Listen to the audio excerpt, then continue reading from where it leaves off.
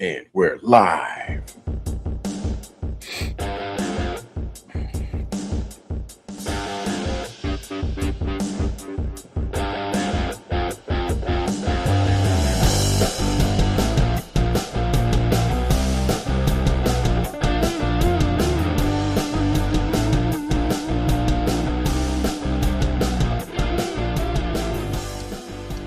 What's going on, guys? Welcome to a Dirt Diamond Sports Talk trade deadline episode number, 50 something. We're close to 50 episodes since we've come over here. Anyway, Dirt Diamond Sports Talk brought to you by Spark Podcast Network. As always, I'm Ryan here with my man Wally. Well, the Astros made their move. They got the outfielder they've, been chasing all season, acquiring Dalton Varsho from the Blue Jays, but a couple of yards away from the dugout, sending Spencer Arrighetti across the diamond to the other team. Man, today was literally one of the weirdest deadlines, I think, in a long time. In many cases, because of the impending CBA stuff that's coming up next year. So anyway, this isn't a clean victory lap episode, but we are going to talk about a victory lap, sending the Rangers home packing after a sweep at Dyken Park, potentially breaking their will and having them place a garage sale sign out front of Global Life Park up there in Arlington. We're going to go ahead and do a league-wide breakdown of who really got better at the deadline, who sold well, who probably should have done more, Astros, which teams changed their October outlook potentially. And of course, we'll come back home and talk about the Astros, the Varsho trade, the price of giving up Arrighetti, maybe a little bit. Wally, I think the trade deadline today for the Astros and the Rangers weighed pretty heavy on this on these last three games that they played together, bringing the silver boot back to Houston. You said something before we hit live. The Astros just broke the Rangers' will. Yeah, I think they broke their spirit. Now, they're not dead. You know, it's kind of like the Monty Python and the Black Knight, I'm not dead yet. But but they certainly seem to have broke the front office's spirit. Mm-hmm. Bottom line is they're still just a couple games behind. That changes pretty quickly. That can change pretty quickly. Yeah, the Mariners are still back there.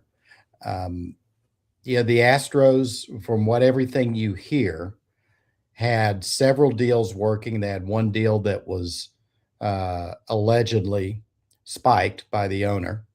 Looking back on it and seeing what we got versus what we had to give up, I mean, I don't know if it was a good deal or a bad deal. I think if true, what it does do is it can hurt Dana's bargaining position for the rest of the trade deadline, because people don't know if he's got the authority to make the deal.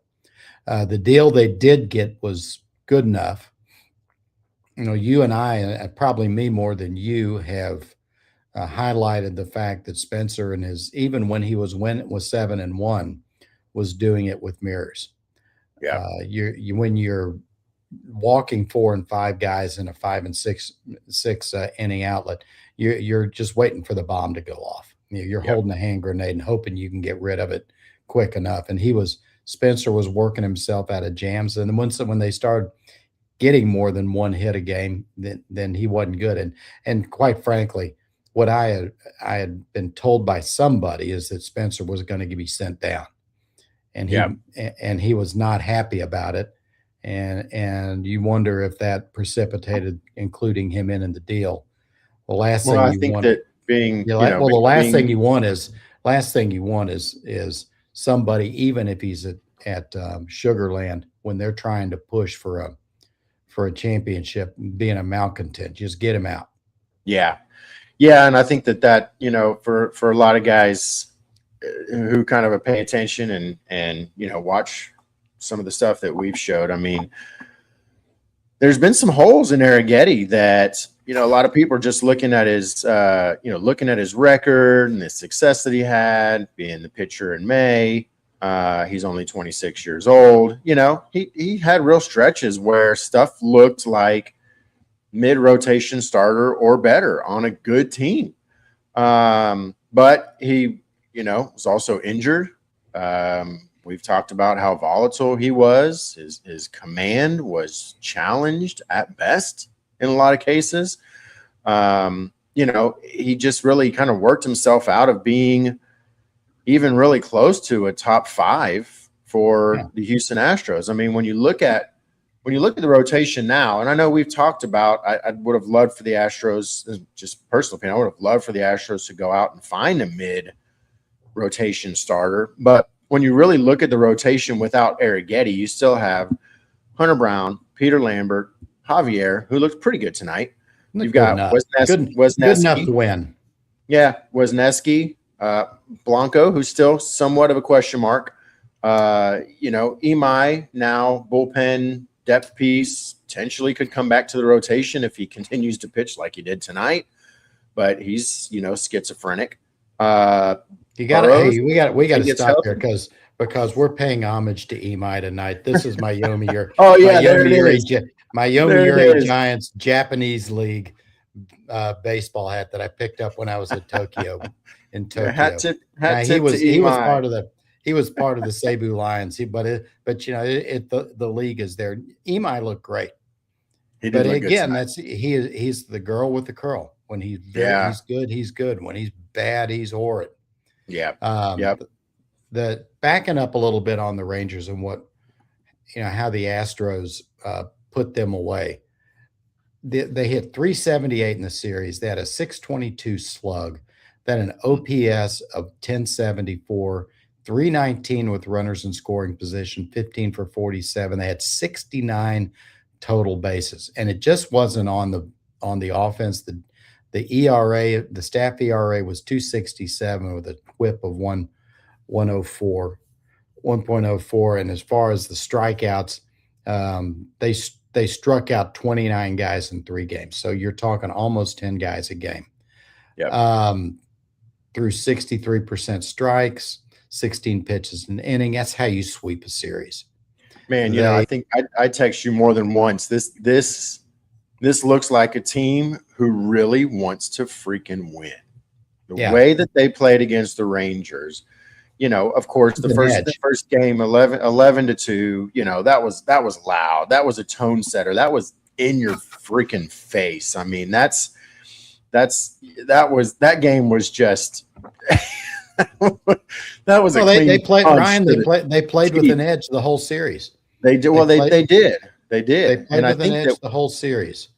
If there's any one down thing to look at is with Blanco, is he still gives up the home run ball.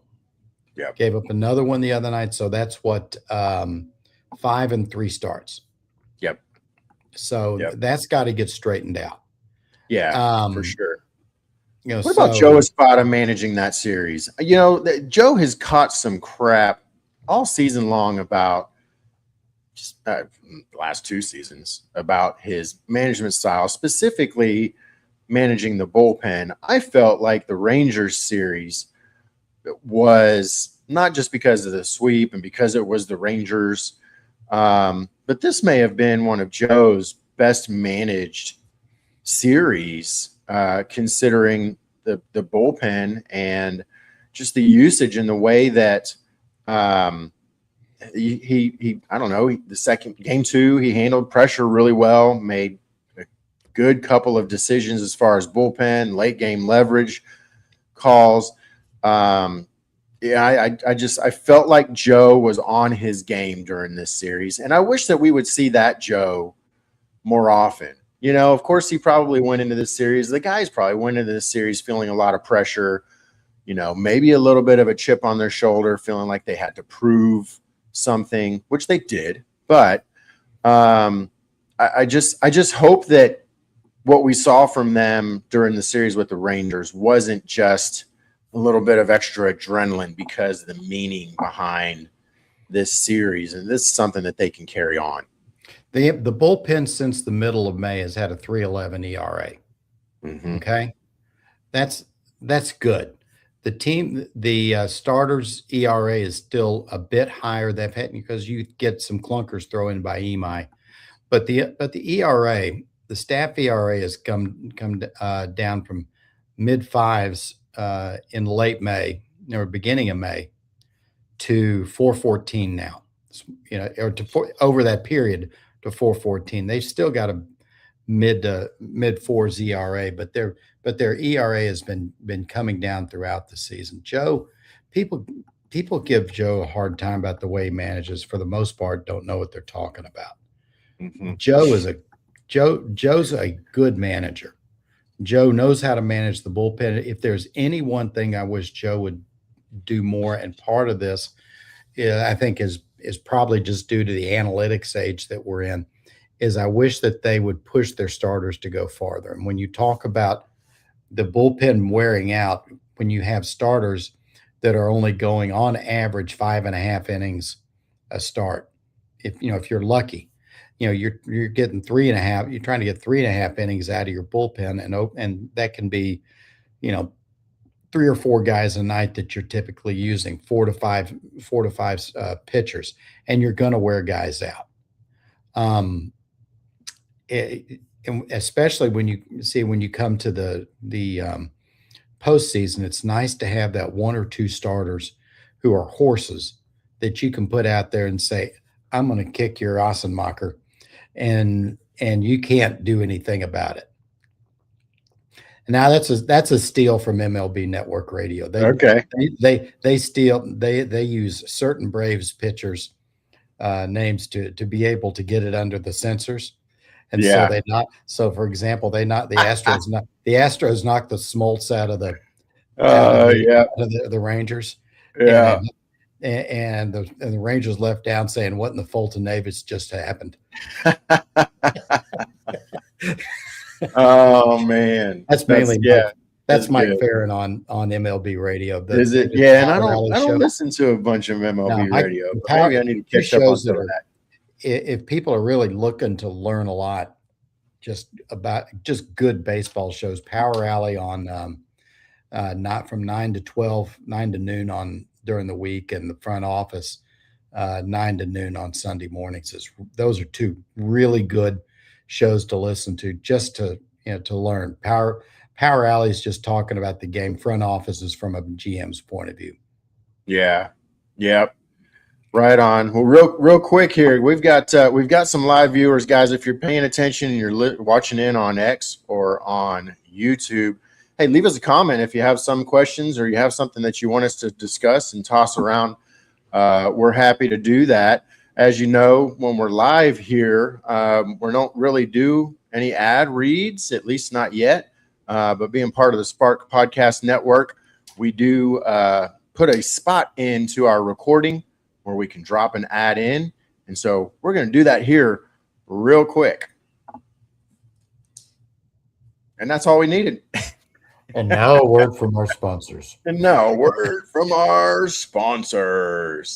All right, Wally, let's get into it, man. Today was a wild, crazy day. My Twitter was just going berserk all day at work.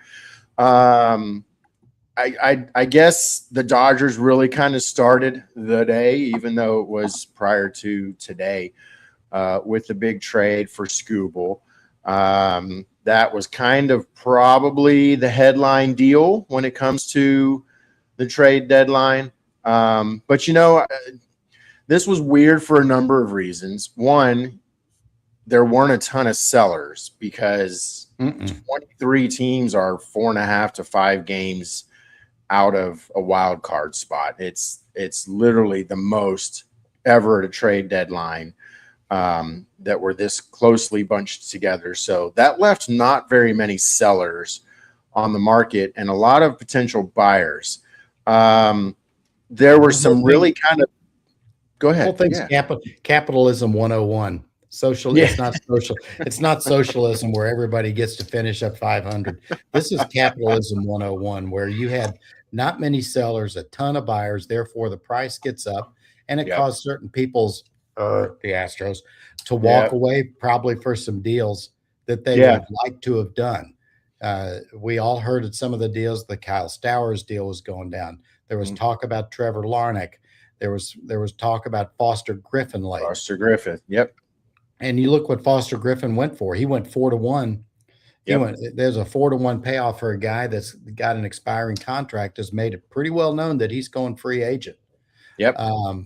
That being said, I thought the Astros getting Varsho, if nothing else, filled an outfield hole that they needed to fill. Mhm. Spencer was a spare part. We talked earlier. Spencer's a spare part. I Yeah. think tonight when you saw Varsho, you kind of saw what you get with the guy. Yeah. A good outfielder. He's a high contact guy. He's a good eye. Swings at strikes. I think if there's something I think the Astros are probably going to want to do is they're going to look at him on swing selection. Yeah. It looks like he's swinging at pitches inside the zone that he really should let go and live another day. Right. He's got great range, below average arm, but you're not going to throw many people out from center field anyway. It's what I've said about Jake Myers all along. People making fun of his noodle arm. If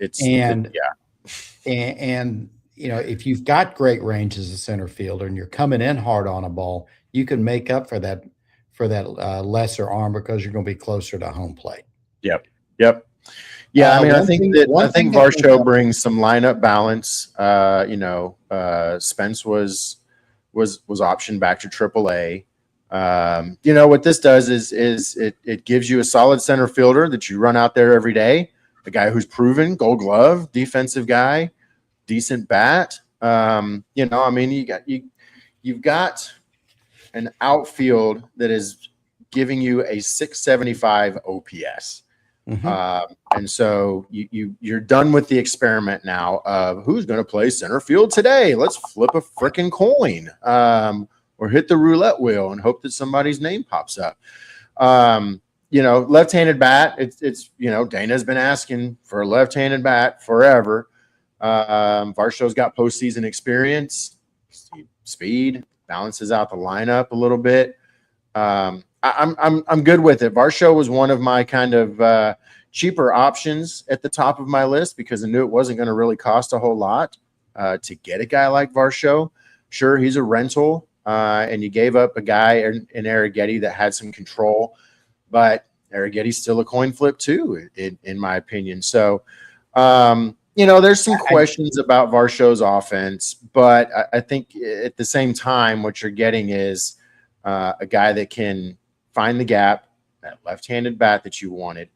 And, he's not a middle of the order monster, but he had 20 home runs last year in only 71 games. So, yeah.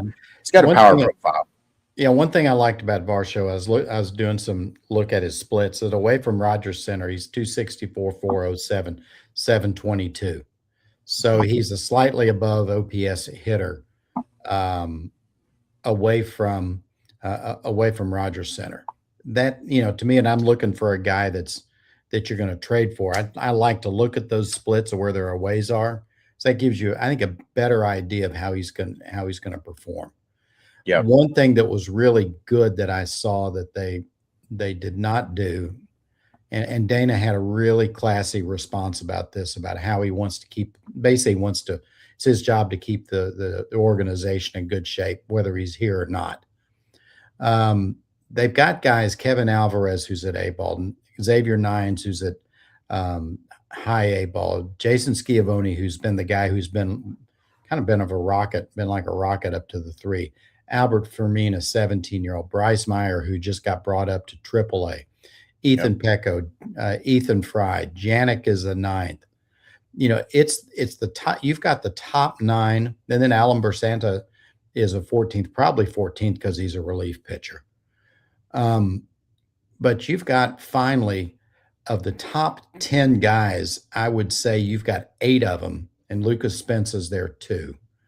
So maybe 9 that you could say are legit prospects. And we haven't been able to say that number of prospects are truly legit for quite a while. The depth is coming. And I know a lot of people want to throw Dana out on a rail, and we've been critical of him too. And you can say he didn't do a big deal. I'm not sure he wasn't hamstrung in all this too. And he had some constraints put on him.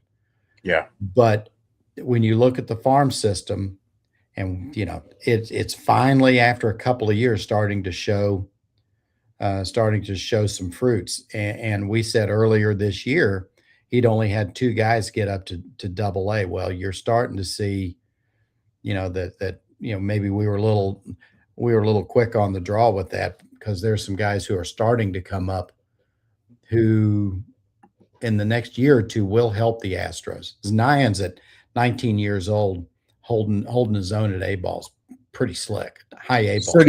So do you think that, I saw somebody kind of give a spiel about this on X today?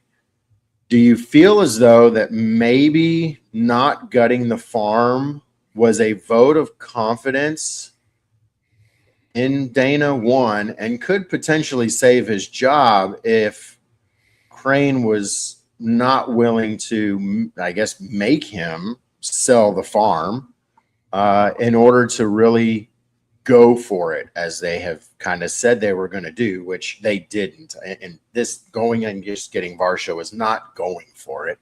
Oh, this is they sat back on their hands a little bit.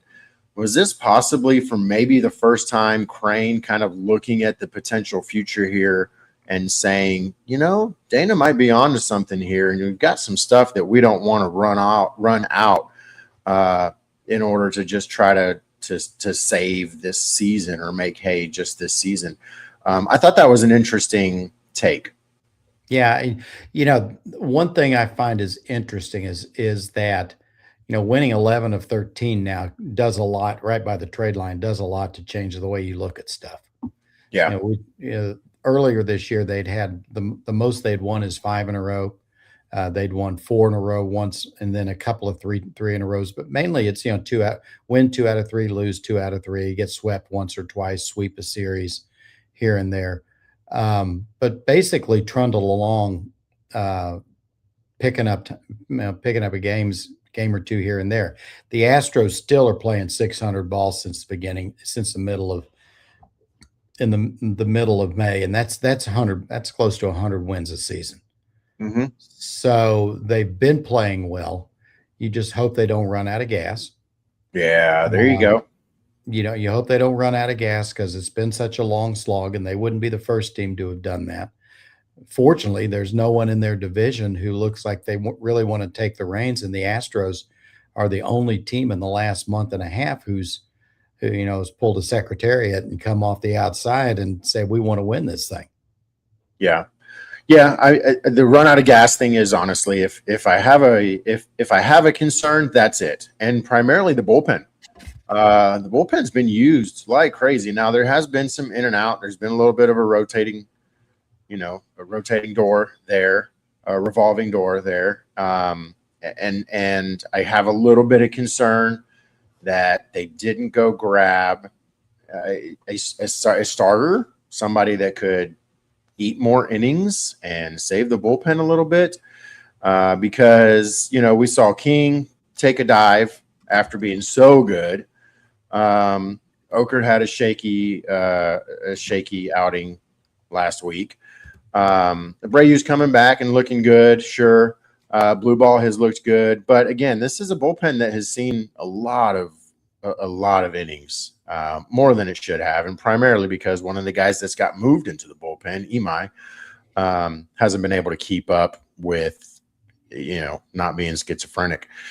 So that's my concern. And if I were to say I wish the Astros would have done fill in the blank, I wish they would have gone and grabbed a middle of the rotation guy that could come in and is a proven innings guy. That would have been the underdeal that probably would have made me feel a little bit more like this was a successful trade deadline. Well, here's what you talk about the bullpen. Here's who's down at Sugarland who can help out in the bullpen. Jason Alexander's down there, and he's not gotten much run at all. Haven't really looked at his numbers, but more likely you're talking about Kaiwei Tung, Miguel Yola, and Logan Van Wy, who are all on the 40-man, and Alan Bersanta. Those are 4 guys that are on the 40-man that if they saw some guys getting tired, they might be able to, flip these guys up and give these guys on the current staff a break. They get a sprained hangnail and have to go on the 15-day DL in order to save their arm. Yeah. There are guys down there, and again, that speaks to the farm system is finally starting to get a little bit of depth. It's not near where it needs to be, but at least in the pitching staff side, they've got some depth. When you look at where they are on the position side, there's really not much there. Really not much there at all. Reynold Delgado, Braden Shoemake, you saw they signed him. Yep. Shea Whitcomb is here. I would expect that they'll probably cut Shea Whitcomb at the end of the season. Cole, Loperfido, and Myers are down there. Then Spence. So you've got some guys down there, but these are guys that have had their opportunities in the league, and they have not sustained success. Yep. Yeah, you definitely don't have an Alt-A major league club waiting. By the way, do you remember what I told you? Did I remember what I told you Lucas Spence's OPS plus is? Oh gosh, I don't know. It's like 29 or something. 27. 27. Yeah. So what that means is that Lucas Spence is 73% below the average major league player when he came up. And good Lord. Nice start, nice story. Now ready. Yep. Thanks for the couple of weeks, buddy. Yeah. You made more in 2 weeks than you'll make all year at the Space Cowboys. Yep. Well, let's bounce around the league a little bit, man. Do that. The Dodgers got better. The Padres got better. The Red Sox got better. I feel like there's maybe some mixed feelings about the Phillies. Cubs got better. I think the Rays got better in a strategic way. Guardians did a few things. Mariners, Taylor Ward, I guess. Was there anything that stood out to you specifically about the teams that did do something and got better? And then maybe we'll break into who were the sellers and then who stood pat that you feel should have probably done something. What I thought was weird that the Tigers made the first trade and the last trade. Yeah. They had Skubal was the first one, and then Casey Mize was the last one. The Dodgers did what the Dodgers do. Of course. They're a combination of really rich and really smart. I was a bit surprised. Things that surprised me. I was surprised the Guardians gave up that much of a haul for Foster Griffin.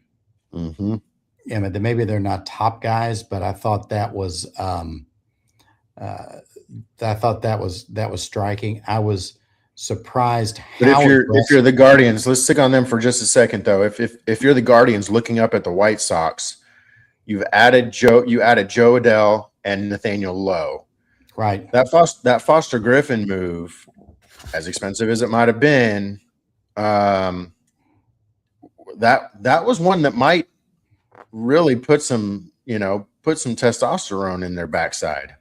Well, it's always interesting to see how a young team plays down the stretch when they're getting pressed. One of my earlier memories is '79.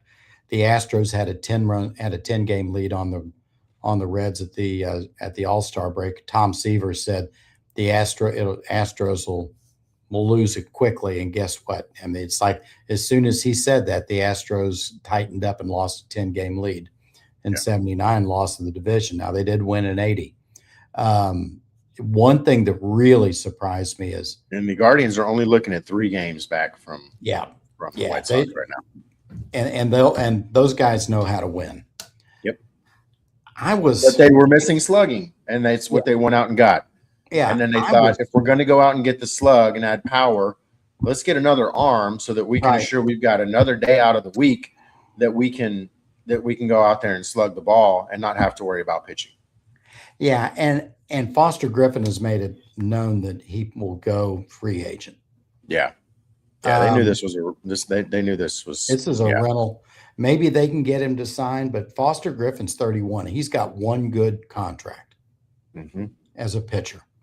Um, I was surprised how free the Red Sox were in giving up prospects.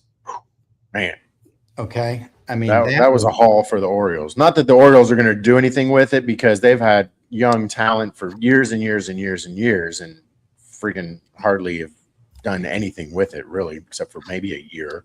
and So big deal that the Orioles got a bunch of top level talent. But yeah, hats off to the Red Sox for really laying it out there and saying we're going for it. yeah, they did. And they gave up two of their, gave up the I think their top two draft picks from this last year.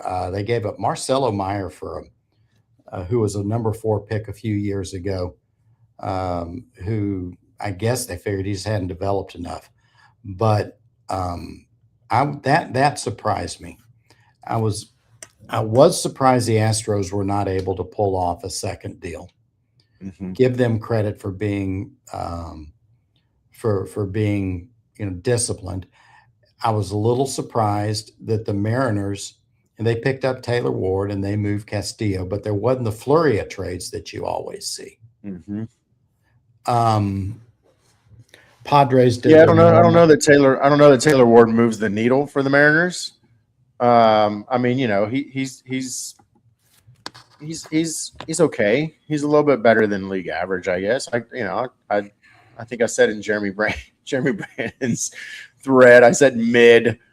He came back at me and was like, "Oh yeah, 110 OPS plus and blah blah blah." And I went and pulled his profile, and I'm kind of like, It, Yeah, I wasn't that impressed with Taylor Ward before, and then when I went and looked at his Savant profile and kind of just dug through some stuff, I was even more not impressed. So I don't and think it he does and much he's for them. moving.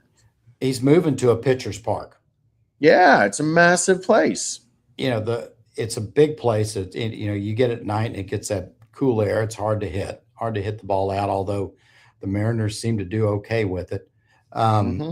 maybe he can find Raleigh's pharmacist from last year.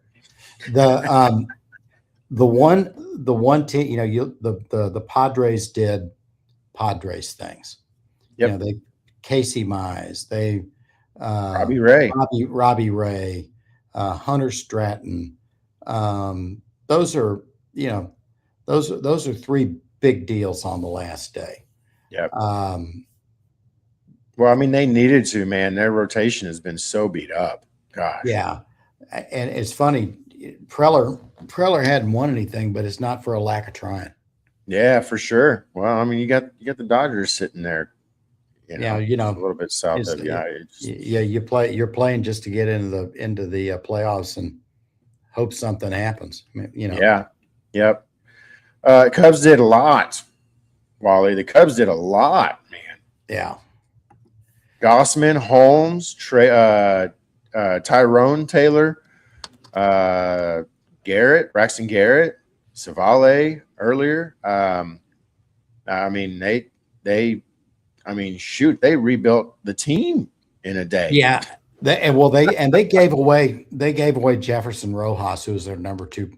prospect for Clay I Holmes. saw that. And Tyrone Taylor, he's a guy that when you and I were talking about maybe trading Brown to the Cubs, he was a guy that I would have really asked for in that deal. Yep. They needed pitching.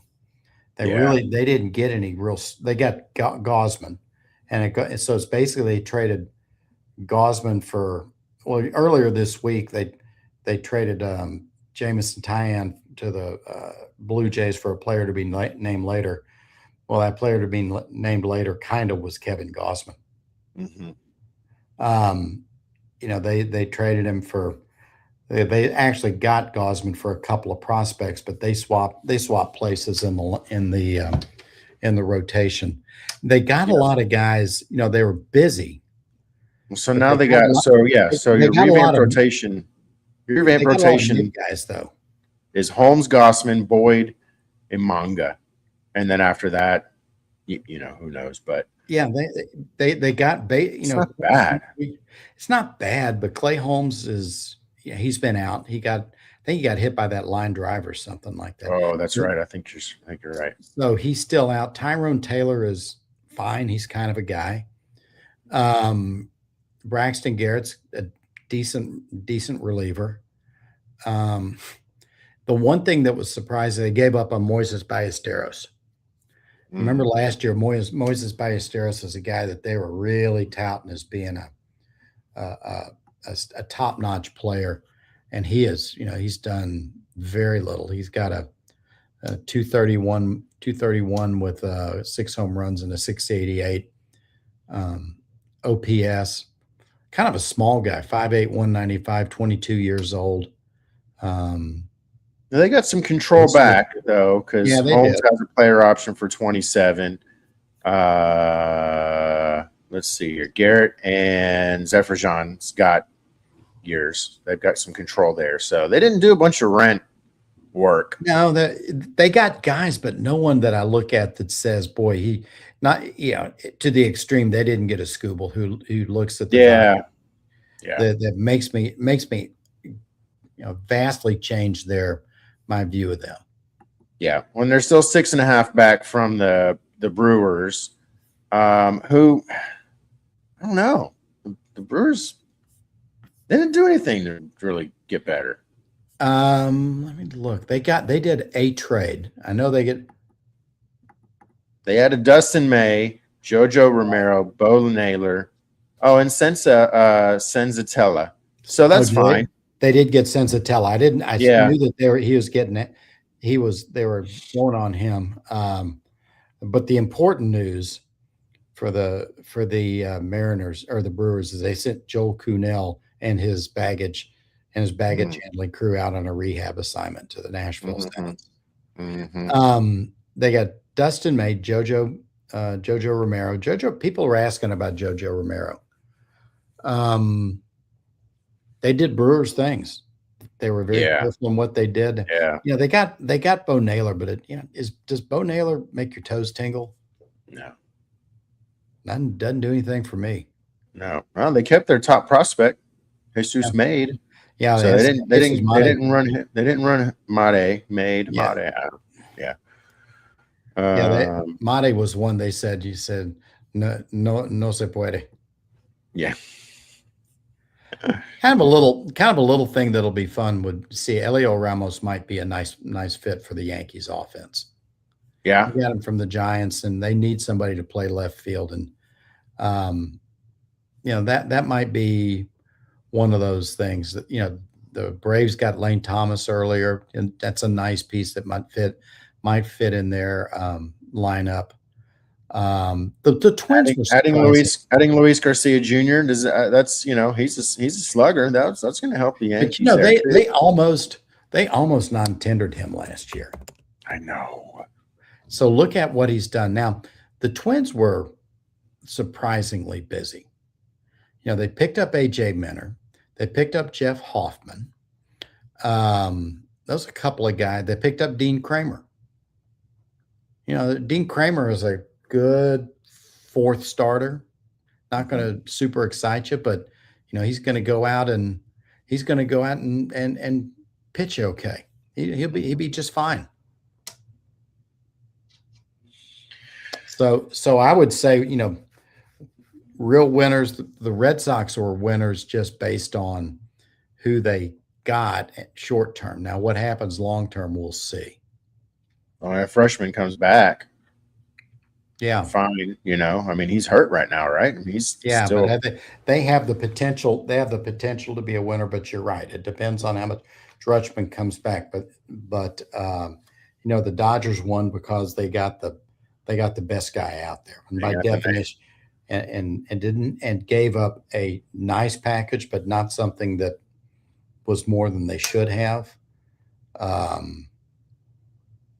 The Tigers, they got rid of their expiring contracts and got something for them. Those are three that stick out. The Reds were the team that I thought would do more. They didn't sell much. JJ Bleday still where he is. Yep. I thought the Rockies would sell Jake McCarthy. They didn't. He didn't move. I thought they would sell high on Jake McCarthy, but they do have control of him, and they didn't do anything. Yeah. They traded Victor The Vodnik. Braves kind of improved on the margins. They didn't really do much either. Yeah, they didn't do that much. Now the Rockies sold guys that could get a decent return. Yeah. We'll see. They got sold Victor Vodnik. They got Connor Norby from the Marlins, and he was a guy that they had gotten from the Orioles and has never really quite done much. I don't know anything about Aiden May, and I don't know anything about the guys that they got from Sensatella for Sensatella from the Brewers, but the Brewers have such a really nice, well-regarded farm system. And they sold Brenton Doyle to the White Sox, and that could be a big help for the White Sox. He's not much of a hitter, but he can go get him in center field. Mm-hmm. Mm-hmm. But now we're at the point where it's over, and we say it's over. Play ball, boys. Let's go. Let's go. Let's see what ends up happening from here on out. Man. Okay. What a day. Just so we have to say it, the Astros lost tonight. They threw in a clunker. They did. We'll talk about Good Lord. Yeah, we'll wrap that series up, but we'll say it was nice to see Javier. He was fine. Imai looked good out of the bullpen, but the Astros blew way too many opportunities tonight. But we'll wrap this series up after it's over with. It was like Sunday's game, except for the Blue Jays bullpen didn't fold and give the Astros a chance to come back. Yep. All right, man. Well, dude, good show. I think this was fun. What a day, man. What a day. Deadline day is always kind of that way, right? It's so cool. So I do wish they'd have either moved the deadline back farther so you could get a better balance of buyers and sellers. If it's the 3rd today, if they moved it to the 20th. Yeah. Or they put it at the end of July and they had the waiver trades like they used to. Yeah. Where somebody, I forgot who it was trying to sneak Randy Myers through, and the Padres put a claim in for him, and his team says, "Good, there, enjoy him." They got stuck. Right. They got stuck with this huge deal. Yeah. Man. Yeah, those were the days. That was a lot more drama then. Well, look at JV. That's how we got JV 2 seconds. Yeah. 2 seconds before midnight. Yep. Yeah.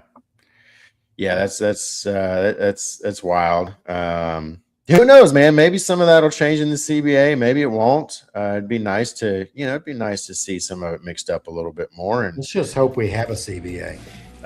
Man.